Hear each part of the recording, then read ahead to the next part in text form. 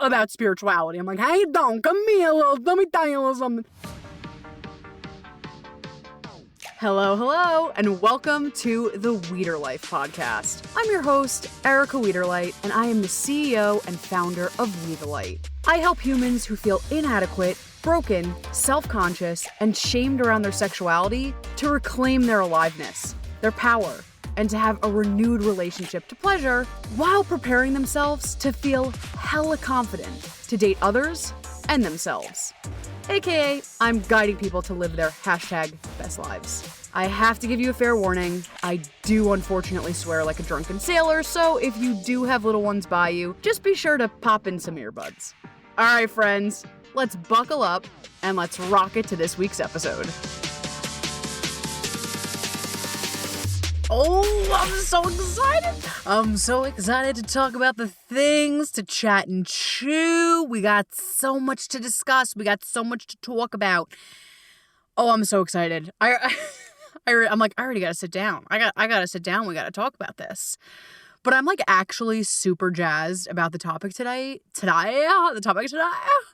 Like, she's thrilled. She's just so excited for the topic today. However, I really am so excited about the topic today. The idea of getting behind our rightness. And you know me, I love a good disclaimer. I love, putting a little on it. And I don't mean behaving badly and being like, but I love myself, but I'm making myself right. Because like we've talked about before, we could use any of these tools and use them in a #toxic way. We could use pleasure in a toxic way. We can use self-love in a toxic way. And for me, myself, but some clients in the past, I had to lovingly call them out, seems too aggressive, but lovingly nudge them into a different direction and be like, my darling, that's not self-love. That's not self-care.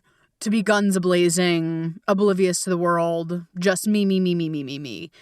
That ain't it. That's not what we're talking about here. And that's the same with making yourself right. I'm not saying do, behaviors that are self-harming and harm others and be like, but I'm right.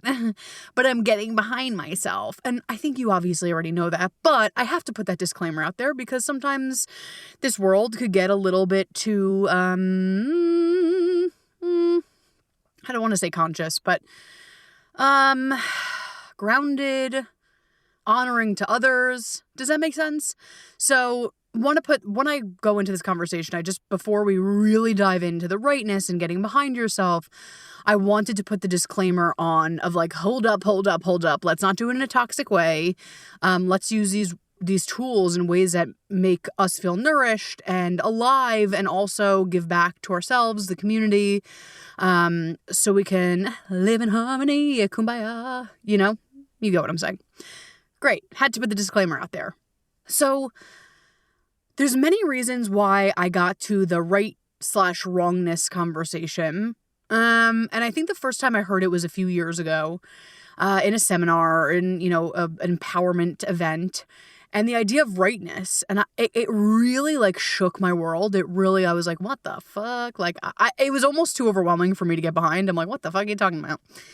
And now seeing clients regularly, whatever they're working on, whether it's sexual empowerment, confidence, work, more often than not, I hear there's a story of wrongness. And why, and again, this doesn't resonate for everyone, but there's a story of wrongness. I'm bad. I'm not good enough. And it's just like this like harsh story. I'm thinking of this amazing client I was working with this morning. And I suggested like, okay, like what's like the micro step of nourishing yourself? And this amazing client, and I asked, can I say this on the pod? And they said yes. But we giggled because I'm like, haha, Virgo vibes. Was like, okay, so like it doesn't have room or time in their schedule, but it's like, okay, I'm going to do a meditation every day. I'm going to work out every day. I'm like, hold up. You are setting yourself up for wrongness, for making yourself wrong because the expectation is so crazy that it's like not like it's not doesn't make sense. It's not, I'll say logistical, but no, I guess logistical, that's a word. It doesn't make sense. It's not realistic. That's it. I was like logistic. There's something there. So you get what I'm saying? Do you get where I'm going with this? And I think so often, and with this person's particular, pattern is, and I have something a little bit similar. So I'm like, I see you. Their pattern is to really go ham on the shoulds. So I should work out every day. I should read a book once a week. I should meditate every day. And I'm like, holy crap. Like when that doesn't happen, because sometimes that's just not going to happen, you're really genius because you got yourself into a cycle where then you can, kinkily, beat yourself up and make yourself wrong. And I'm like, what's that about? And personally, talking about like the kink, making myself wrong, I'll talk personally that this week I found a story of if I play small and people validate my smallness, I don't have to play big. That's like a sidebar of like the wrong right conversation, but we might have to do like a whole podcast episode about this. But I thought that actually was like really genius. And when I say kink, what I mean by that is like, think like kinky, sexual kinky, but like how does that show up in our real time, real life? There's a amazing book. The author's name is Carolyn Elliott, and her book is called Existential Kink. And what her method is how do we take those kinky behaviors and live them out in real time? And so when I say kinky, I mean like this, like I'm gonna be so bad and like self, spank myself. Do you get what I'm saying? Like this, like self, like juicy self-fulfilling prophecy. We're like, oh no, but like some part of us likes it. And when I say things like kinky, I think it kind of gives us freedom and permission to laugh, add light around it, instead of feeling like this is so heavy and this is my pattern and this is how I am. Like sometimes it's like, oh God, you know what I mean? It adds just like a little bit more space and lusciousness around it instead of like this hard thing we have to work through. So, like I said, this week for me, I found that kinky behavior / pattern of, ooh, if I play small and if I geniusly get my, friends, family, people around me to validate my smallness, then I don't have to play big. And I was like, ooh, you kinky bitch. You are so genius. And again, teachable moment, like look how I'm talking to myself. Again, I'm not perfect at this, but it's not like you fucking asshole, Erica. You're so stupid. No. We talk about my brain being so cute. She's so funny. Oh, she's kinky. Like, I just want us to notice how we start to talk to ourselves and about ourselves. So instead of being like, I'm such an asshole, it's, oh my God, she's so kinky. Oh, you're so bad. Okay, honey. It's validating the experience without making it so. And this is something interesting to note too. There's a fine line between the rightness and wrongness. Obviously, we talked about this before. You don't want to validate bad behavior and be like, I'm right. And also, we don't want to validate growth because I'm right. Does that make sense? So I could still say in that kinky spiral and be like, it's okay, like no problem, E. And it's like, hold on, baby doll. There's a fine line. You know what I mean? Like there is a fine line of growth, edge that feels safe, and avoidance. So that's just another baby disclaimer note to watch for. So this rightness / wrongness, like I said, with so many clients, under the surface, there's this narrative that they're wrong. I gave the example of my client that's like setting herself up. I said, you're setting yourself up for failure, essentially. And she's like, no, it's true. But there's a lot of our undercurrents of making ourselves wrong, of how we speak to ourselves, of I'm not getting it, so I'm wrong. Like a lot of us walk around with this core belief that there's wrongness and rude. Ew. No, I won't stand for it. And I know it really fucking well because I've had to go to the pits of my soul to excavate it as well. So with ya, I see you. I'm so with you. And also, and I'll sashay away to this story that is so fresh that like I'm like, oh shit. But we'll sashay to this story of this is always going to be a work in progress, especially if we have a core of like wrongness or I'm bad, I'm wrong. And that could come from so many places. It could come from family. It could come from being a child, and whether it be abuse, of course, trauma. This sounds silly, but like even being punished in school, saying like, no, you don't understand. Like there's so many ways. And each story is valid of why there may be wrongness that was taught to us by society and by others. And the real bitch of it all is then we start to carry it for ourselves. I'm thinking about little E, like just a little fucking darling angel. And, I really took in the different stories. And for me, it came from many different places, but you're wrong, you're bad. And when you start to quote unquote see it, hear it from different places in society, you're like, I guess this is true. And fuck that shit. Hell to the no. We're kicking it down and we're saying that's not true. That's not the ultimate truth. That's not Bible. But I've had to work on it for years. And when I think I'm in a good spot, the universe is like, tee-hee-hee, shall we? And I'm like, fuck. So an example of this is getting behind my rightness. There's many areas that I feel wrong.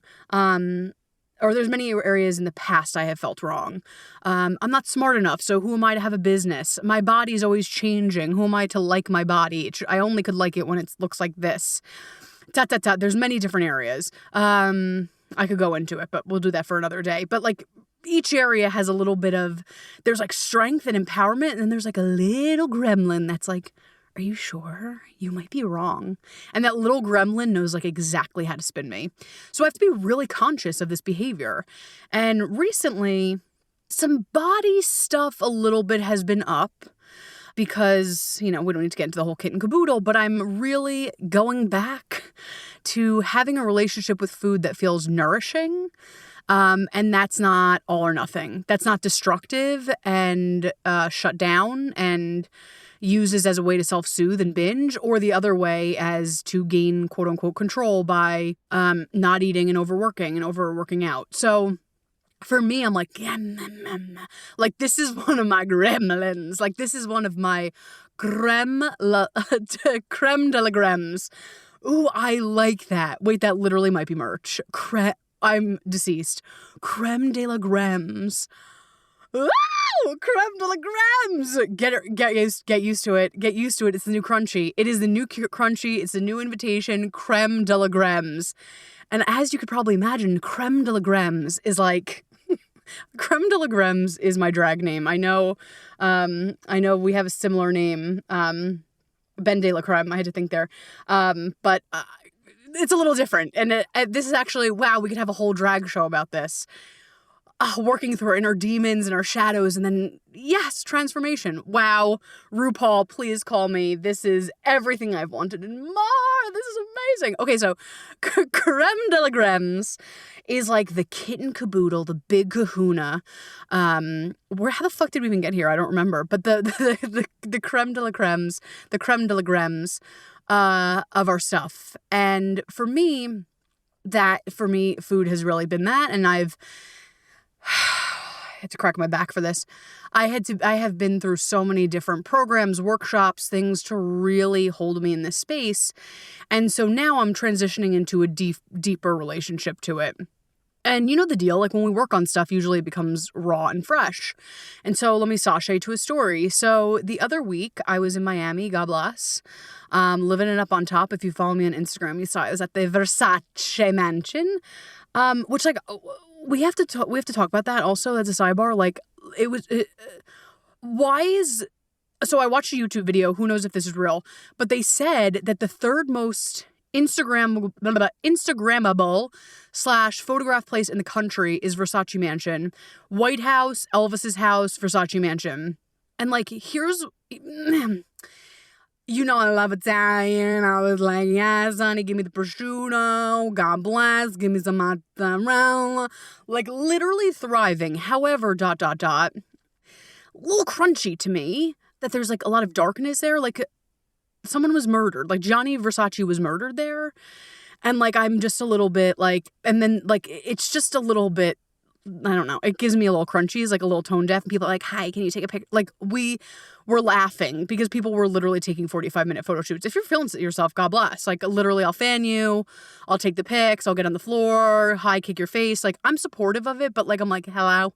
Like, like someone was murdered. Like, it just, a little crunchy crawly, but like, God bless, I guess. I don't know. We have to talk about that. And just like between you and I think that was a little fucking weird. But moving on, we went to this other fabulous, in addition to Versace's mansion, because you gotta.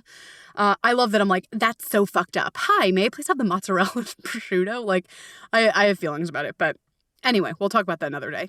So we went to this other fabulous restaurant. Oh, by the way, I was on national news. I don't know if you saw it, but I was at the rained out Lady Gaga concert. And that in itself was the funniest shit ever. Highly entertaining, really live, laugh, loved. So I'm, look at this fabulous weekend. I went to the Gaga concert. I went to Versace Mansion, and one of the pit stops was this like fabulous, fucking amazing restaurant that Stephanie, aka Gaga, went to like 2 days before, and I was like, God bless, meant to be here. And I wasn't being basic. I wasn't like, Stephanie went here, so I need to go here. I was like, I want to go to this place, and then they're like, Lady Gaga. I'm like, okay. I'm like, we get it. So going to this place, and my friend was like, just so you know, like, people are real assholes about like dress code and this and that. I'm like, oh, all good. And had like a little bit of like a, like, like, am I lightly triggered? Because in the past, like, if I went to Vegas or something, I'd be like, I'm having an out-of-body experience because I'm triggered. But I was like, I'm okay. It's all good. Like, I'm going to be in my body. And of course they're going to let me in. And we went, and I got the real up and down, and she's just genius acting of like, let's see. Can we, I'm like, ma'am, there is no one in the restaurant. And I look damn good, all right? And she's like, and then the inner New Yorker, aka my mother, came out. And I'm like, and then, the people that I were with, like, wait, what's happening? I'm like, they're putting on a show. They're playing a game of chess. And I was like, oh? Like, she came out. I couldn't control it. Because, like, enough. Like, I get it, but enough. So God bless, we get in. I fizzle down. And I'm usually very kind and compassionate, but enough. This is where my tough love comes in. And I'm like, this is great. I'm live, laugh, loving. And by the way, the like very fucked part of this story is this happens quite frequently. And my friend and I talk about this, and we're like, this is like, it's not laughable because it's real rude, but like, it's shocking that this has been a consistent in my life. And I need to work on why. Like, is it because I let all energies in? I'm like, it's okay. So, disclaimer. So we're at the restaurant. I'm like, God bless America, live, laugh, love, give me some sushi. Yes, honey, yes. And the people next to us, she was staring at me the whole time. And I celebrate that in the past, I would have absolutely fucking spiraled out. Like, I'd have been like, huh? Like, I used to not be able in high school to get lunch because I was like, everyone's looking, like, they don't give a fuck. But, like, I was so weird around my body, like, being in my body in food, that I'd be like, bye! Like, my soul is leaving my body. So I celebrate that I've gotten to a place of, that can't possibly be why. That can't possibly be why. Which is like a huge fucking celebration to me. I'd like to pat myself on the back. And so this woman is staring at me, and delusional me, and well celebrated Erica, but also what a great privilege that I've been in communities the last many years that like I'm in a celebration place where people celebrate each other. So I was like, oh my God, so delusional. Oh my God, she sees the goddess in me, and I see the fabulousness in her, and we're jamming. Like, I'm like, LOL, you silly, silly girl, with so much love. Like, I had such a pure reaction, and I'm like, oh my God, the whole time, like literally the whole time. And I'm like, oh my God, girl, like, love you too. Sending positive vibes. Enjoy your trip. I hope you also see Lady Gaga. Like literally. And then I was like, okay, I don't think this is me being triggered, but I think something's getting weird. Like, it's getting a little weird. And then I heard some chitter chatter, and I'm like, there's no way. Because, like, God bless, I've gotten, like, comfortable with myself. So I'm like, there's no way they're talking about me. And then her and her friend go in on talking about me and my body and how they think I'm less than. And, ooh, it's so fucked up. Isn't that fucked? Like, I'm like, I have both tears and I'm like, get the fuck out of here. So and I was like, to be completely honest, I think I was like, what? So, and again, the fuck thing is, this has happened many times before. So I've leaned on humor. I've leaned on dissociating. And I was like, oh no. And there it was. Like, there it fucking was. And why I'm sharing the story is, that's fucking sad. Point blank. But why I'm sharing this story is, there are so many fucking opportunities that the world will tell you you're wrong, that will validate this false sense of wrongness. And we could easily be like, yes. And I'm going to be real fucking honest with you. I was so embarrassed because it wasn't like, it was like full out in front of, people that I loved, it was so shameful that, like, of course for a moment I'm like, you are wrong, you are bad, you do look like that. Like, I had a moment. And then she said, and this is me inside, baby girl, honey, no, don't go down that road, my love. Don't go down that road. But I have to be transparent with you. I am pretty love and light. But Nora came back. She came back for part 2. So this place is just telling you the story. This is nothing to do with live, laugh, loving. This is just the story. This wasn't the high road. It wasn't. But I think I was like, what the fuck? So this place is very Instagrammable. So we took pictures, and I'm like literally like shooketh. And I'm like, okay, Erica, like taking pictures. And I'm like, you're like, great. I love being fucking ripped apart, my body ripped apart, and then being like, and cheese. Like, love that. But I was like, okay, breathe. You're okay. Like, I went to the bathroom. I put my hand on my heart, and I was like, you're okay. You're worthy. You're okay. You're okay. You're deserving. You're worthy. You're probably going to have to comb through some of this a little bit later. And I promise we will. But like self-soothing. And I was like, okay, you know what? That was like a major projection on these women, but like, God bless them, sending them love. I'm out of here. And then I come out and I'm approached with my 2 friends. I'm like, oh yeah, fucking. And then the most passive aggressive version of me came out, and they said something, and I was like, you know what? And I'm like, oh no. Tim, my boyfriend, my partner was like, all right, get out. I'm like, women should empower women. I'm like, we all are having a hard time and we should support one another. He's like, all right, enough. And so literally wasn't my proudest moment. It wasn't namaste.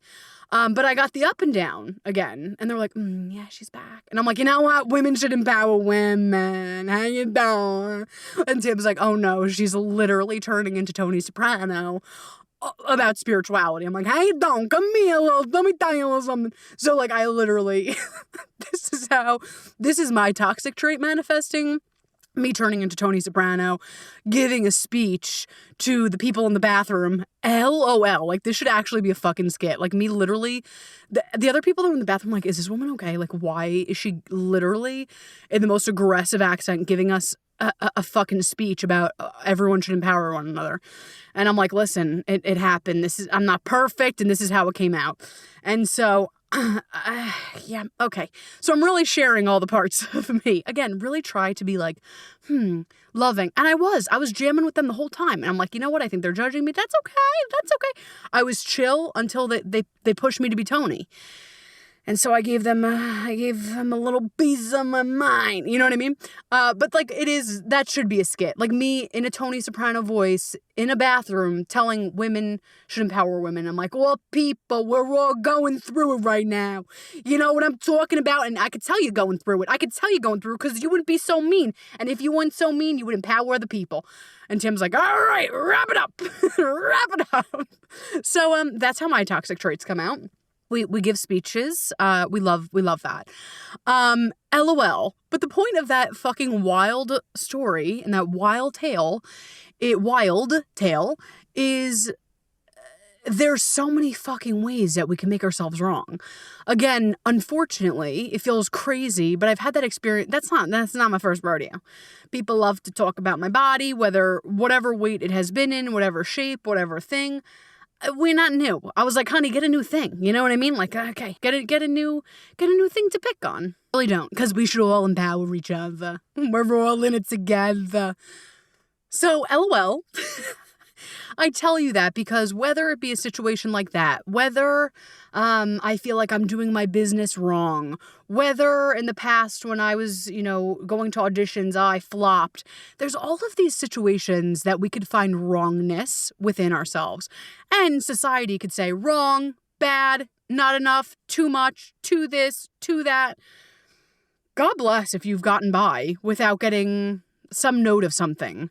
And it's here's the thing. I hope you have. Not that I want you to experience pain or suffering, but that means you're fucking yourself. That means you're fucking yourself. LOL. I mean, I hope that too. But that means you're yourself. That means you're getting closer to the expression of yourself. I hate this. People comment like that feels fucking absurd. But you know what? I rather me say, you know what, E? You're showing up as yourself versus because I did the shit where I put myself in a box and I made myself small and people still didn't like it. So it's an impossible task. It's literally an impossible task to make others happy because someone will always have others happy. Go with me on this like fake idea of society, right? Of like, oh, you're too this, it's always this like, not grounded thing. It's this always chasing thing that will never actually get the approval. And that's sometimes a hard pill to swallow because what I see a lot is there could be like an addiction to getting others' approval because it feels easier, ? In some ways, to get others' approval. Like, oh, well, in society it says that I should be 4 pounds and have a huge butt. So I'm going to do that. I'm going to do that thing. Oh, in society it says I should do this and I should make this much money. I'm going to do that. And so I see some of us be addicted to what society tells us. And it's just fucking rude when you do it and it doesn't slap. Because here's the thing, we're just postponing, we're just running away that we have to validate ourselves, that we have to get behind ourselves and say, yeah, fuck yeah, I believe in you, I support you. You're not going to be perfect, you're going to weeble wobble, you're going to make mistakes, and not from a place of crucifixion or wrongness, but I'm going to lovingly sit with you and make more empowered, more loving, more guided, aligned choices. Does that make sense? Went like big on story time today. I think I'm still like, what the fuck? But we have more juice to cover and it's to come. But you know the deal. This is the part of the episode, if you've been here before, where I talk about my services. And what I want to talk about today with my work is helping people remember that they're not wrong, helping people, because it's beyond self-love. Like, sure, it's self-love, but it's also self-approval. It's not ripping yourself to shreds. And that's the core of my work. Whether you're dating, whether you're in a relationship, whether you're finding sexual empowerment, whether you're working on career, money, guess what? You're at the foundation of all of it. And if you feel like there's a core of wrongness, shame, not enough, too much, bad, the sexual empowerment, the money, the this, it's not going to slap. So the core of this work is getting behind ourselves, celebrating ourselves, finding ourselves right. And that's a huge principle of my work. Obviously, you're here. God bless you. Love you lots. If you're feeling generous, give a 5-star on the podcast. Share it with friends. I would really appreciate that. And there's tons of other ways to work with me. I have it all listed out on my site because I want to get back to the podcast. We're on a roll here. But if you want to find ways to work with me, you can get that at www.wethelight.org. There's many ways to work with me. I have many different containers, many different options. Like I said, I have the podcast. I have a free ebook. I have a blog. And I run 2 options for coaching right now. One of them is one-on-one. And that's like my chef's kiss to the sky. My other option is group coaching. But with the one-on-one, what I'm offering is a 60-minute free, up to 60-minute, because sometimes people are like, yeah, I'm good. I got it. Let's do this. But up to 60-minute free consultation. And we will work through some of the stuff that you want to talk about. And then we'll see if we're a match to work together. If this resonates with you, God bless. You can go on my website, book it. Or if you're like, you know what? I think my friend would love this. Send it to them too, of course. Like, hell yeah, I'm down. I'm down for all of the above. So let's sashay back into, I'm still laughing. I'm like, oh my God, I cannot believe I said, what did I say? Creme de la creme. I'm still not over it. I'm not over it. Creme de la creme. And like it starts as a shadow in us working through our darkness. And then we emerge into the light. Hey, pretty girl, get your will. Only RuPaul people will get that joke or that song. Yes. Okay, here we are. This is how my ADHD brain works. So thank you for going on this journey with me. But let's go back into the idea. Like, okay, we talked about like us fundamentally feeling wrong. And then I want to talk about ways we make ourselves wrong. So I know a few weeks ago I talked about my birthday party, which I literally was live, laugh, loving. I was thrilled. It was phenomenal. Yes. And in the birthday party, we did a tool, and the tool is called hot seating. And essentially it's like what's up? What's giving you agita right now? What feels hot that you want to work through? And I noticed there's still stuff, duh, like literally duh. But I noticed that like I was really trying to make something out of nothing. Like I was just like, like let me get to something. Like I just was like, let me extract something. And I was like, okay, I think what I need to be hot seated on is my obsession of me being wrong. And that's where this industry can sometimes go a little, is when I see, I think it's so necessary. And it's sad that it's a privilege because this should be literally available and accessible to all. Coaching and therapy, like this work should just be like part of the crew, you know, like part of the nuts and bolts, the meat and potatoes of life, like to survive, to thrive. Like it should just be boom in there. But here's where I see it get a little bit creepy crawly is when we get obsessive and there's a story of I'm broken, so I need to do 4 million classes.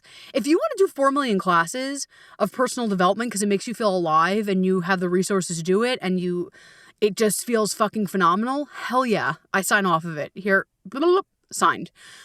If it's coming from a place of scarcity and lack and I need to do these things and maybe if I keep doing them, I'll scratch the surface of me being okay, that's a different camp. And I noticed, God bless, in the honestly, transparently, years ago in the beginning, I think there was a little bit of an addictive pattern of more. And I'm like, whew. And I need to learn the lesson of I'm not broken. I don't need to be fixed. These things just help me feel more aligned, confident, alive, but I'm at the core not a broken human. No one is fucking broken, and we need to like do out with that story. And so with the hot seat, I noticed like, are there things I want to be working on? Fuck yeah. That's going to be for the rest of our lives. And I also was like, you know what? It's my birthday. This was the conversation I was having to myself. I have been working on myself relentlessly. I just want to fucking celebrate. Like, I don't want to extract, and no one was suggesting this by any stretch of the imagination, but I don't want to extract stuff right now. I just want to celebrate. And what's so interesting is, I think I talked about this on the podcast maybe months ago, who knows? But one of my teachers was saying, which I heard, you know, it's funny, people are like, she's been saying that for years, and I finally heard it for the first time recently. And the thing was, we're so obsessed with what's wrong, what's bad, what's broken. And sometimes there's real fucking shit to lovingly hold. And sometimes the industry, the wellness industry gets it a little bit wrong, that there's perpetually a problem. Like there's always this problem that we need to fix. There's always this, and we will always be growing. Hopefully, we'll always be growing and expanding. That's a very different energy of I'm expansive, I'm growing, into I'm broken and I need fixing and I consistently need to work on this because something is fundamentally wrong with me. And so my teacher, again, I could have said this months ago, I don't remember, but she said something to the effect like, we're so obsessed with our problems. So we go into therapy, we go into coaching, we go into group, we go into these classes of here's my laundry list of problems. And so often we don't get behind what's going right. Again, does that erase the shit? No. Of course the shit's still the shit. We still need to love it and hold it and do it up with it. But it's not normalized to go into a coaching session and instead of always having to trudge up shit, To be like, can we just spend this time celebrating? Can we find what's going right? Can we have our other foot in the door of what we want to bring in, but can we also be celebratory behind what's going on right now? Does that make sense? Because I think it just feels horrible if we're always going to the bad. What's wrong? What's horrible? Like, again, there's space for it. We need it. But like, why don't we have space for what's going right? Our improvements, our celebrations, what we want to highlight. Make sense? Capiche? Capiche, Tony's back. And I wrote this down. What if we this is such an Erica quote. What if we focused on what lights us up, what makes us feel jazzed, what makes us feel alive, what makes us feel radiant versus focusing on, putting our attention on what feels like shit, what feels crunchy. Again, we don't want to bypass. I'm not suggesting that. I think I'm not suggesting that. But instead of it being like, oh, this is my stuff, and that's the kinky being like, oh my God, my stuff, spank me with my stuff. You know what I mean? Like, that's like like sitting in the shit. We need to go into the shit. We need to see what the shit is. And we need to, okay, how can we sit with this? How can we be with this? How can we alchemize this? But there's a different relationship to, I'm going to obsess and this shit's going to be my identity. Yes. You know what I mean? Like, there is a difference. So here's where I want to get us to. That we have consciousness, love, awareness around what we need help with, because we all need fucking help. What we need help with. Can we bring this to someone, other people, friends, companions, coaches, therapists, to help us get out of it, right? To help us sashay away, to help us shake it out. And in that same conversation, can we also highlight, even if it feels really fucking hard, what's going right? The celebration. So what I'm trying to get to is not one or the other, but being able to coexist. Is that fair?